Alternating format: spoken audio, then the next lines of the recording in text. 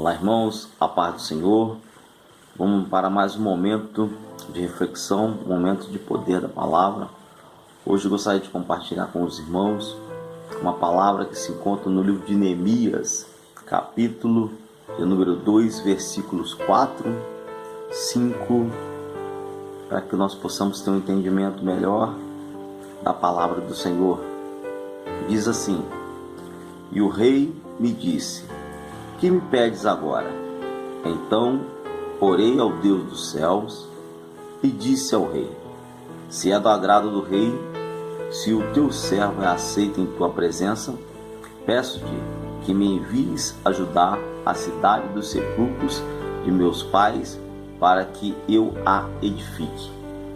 Pois bem, a palavra que o Senhor nos traz nessa noite, gostaria de estar mencionando aos corações dos irmãos uma palavra bem conhecida, aonde retrata a história de Neemias, este grande homem de Deus que foi copeiro do rei.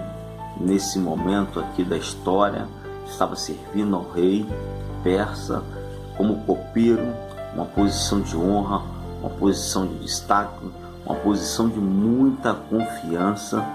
Só que um belo dia, ao servir ao rei, o seu semblante estava abatido e o rei começa a indagar o porquê daquilo. E ele começa a declarar ao rei que ele não estaria daquela forma se a cidade do sepulcro dos seus pais não tivesse da forma que estava, com os portões queimados a fogo, com os seus muros caídos. Então Neemias agora ele vai abandonar a posição ao qual ele está como copeiro do rei, uma posição honrosa na época, para estar indo a Jerusalém para reedificar os muros que estavam caídos. Então nós vemos que o livro de Neemias ele traz essa história para nós, ele retrata para nós a história deste copeiro. Então, olhando para este livro, eu comecei a me perguntar, eu comecei a me indagar o que levou Neemias a fazer isso, o que levou Neemias a abrir mão da sua posição no palácio, na sua posição na presença do rei, para ir até Jerusalém para reedificar os muros. E eu comecei a me perguntar e fazer-me algumas perguntas, e eu comecei pela primeira. Seria então pelo apego familiar que o levou a deixar a sua posição como copeiro do rei para estar voltando a Jerusalém para a reedificação dos muros?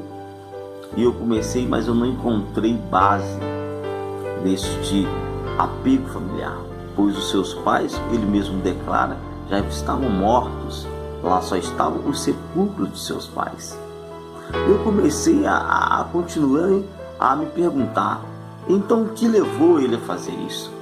E talvez eu me perguntei, será então pelo amor à pátria, o patriotismo, por ser daquela terra, por ser daquele lugar?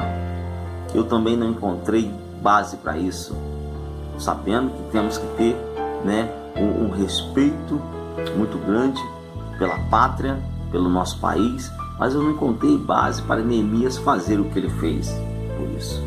E eu comecei a procurar sentimentos naturais para que tivesse levado Neemias a concluir isso. E eu confesso para você que se eu continuasse nessa linha de raciocínio, eu nunca ia achar, porque não se trata de um sentimento natural. Aí o Senhor começou a falar ao meu coração: o que te motiva? O que me motiva a fazer a obra? O que motivou Davi a enfrentar aquele gigante? Aí o Senhor falou para mim que eu estava esquecendo de uma pessoa, a pessoa do Espírito Santo de Deus. Foi a pessoa do Espírito Santo de Deus que falou ao coração de Neemias. Neemias, um belo dia, estava lá no palácio, nos seus afazeres como copeiro do rei, e chega um parente dele, Anani, que tinha acabado de vir de uma caravana de Jerusalém. E ele vai perguntar a esse parente dele o como estava Jerusalém. E ele vai começar a declarar para ele nos detalhes como estavam. Os portões queimados, os muros caídos. E com certeza declarou que a miséria que o povo estava passando naquele lugar em virtude disso. E naquele momento, o Espírito Santo de Deus fala ao coração dele, o incomoda, de maneira que ele não pôde mais continuar os seus afazeres da mesma maneira antes de ouvir essas palavras. Talvez aconteceu isso com você na sua vida, em algum momento da sua caminhada com Cristo. Talvez acontece isso com você em alguma situação. Porque quando nós temos um chamado de Deus, quando nós entendemos que nós fazemos parte do reino dos céus, que nós estamos aqui nessa terra de passagens, que nós somos ministros do Evangelho, tudo que envolve a obra de Deus mexe com a gente. Se isso não acontecer na vida de algum líder, tem alguma coisa errada. Então aquilo mexeu muito com ele. Aquilo despertou em Neemias a sua chamada.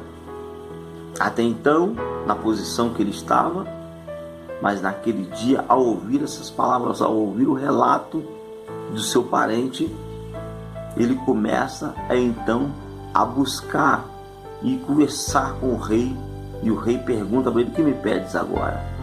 E ele começa a declarar para o rei, e o rei lhe permite, lhe dá carta, sela a carta com o selo real e permite que ele leve madeira, que ele chegue com recursos para a reedificação dos muros. Então eu quero te dizer nessa noite, o mesmo Espírito que estava na vida de Davi, quando ele ouviu aquele gigante afrontando o povo de Deus, o Espírito Santo mexeu com ele de uma tal maneira que ele não aceitou aquela situação.